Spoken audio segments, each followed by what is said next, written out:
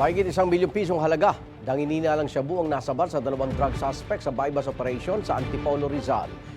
Tinanggi naman ng dalawa na sangkot sila sa bentahan ng droga. Lagi una ka sa balita ni EJ Gomez, exclusive.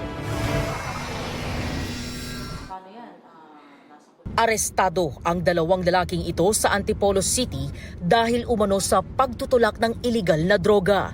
Huli sa buy-bust operation ng Antipolo Police ang mga sospek sa Barangay Mayamot mag-aalas 10 kagabi. Ayon sa pulisya, isa sa dalawang sospek ang itinuturing na high-value individual na matagal nang minomonitor dahil sa droga. Matagal na nating minamanaman ito kasi nga sa mga previous na mga nahuli natin ay siya talaga ang sinasabi na source nila. So, nag-launch tayo ng ilang beses na tayo nag-prepared ng mga operations na ganito. Kaso lang, mailap po talaga siya. Nakumpiska sa mga sospek ang 8 pakete ng hinihinalang shabu na may timbang na humigit kumulang 180 grams. Nagkakahalagang mga ito ng mahigit 1.2 million pesos. Sa Taguig at Pasig daw nang gagaling ang drug supply ng mga sospek. Ang parokyanin niya actually is yung mga small-time pushers. Bali siya ang pinapabenta niya rin sa iba. Na-recover din mula sa mga sospek ang isang .40 caliber pistol at 5 bala.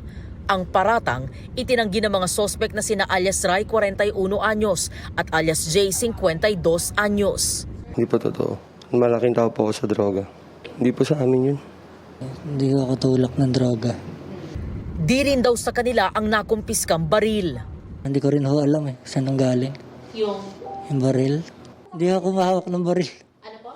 Sa custodial facility ng Antipolo Component City Police Station nakakulong ang mga sospek.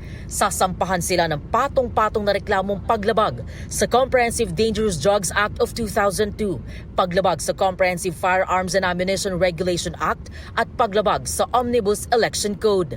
Ito ang unang balita. EJ Gomez para sa GMA Integrated News.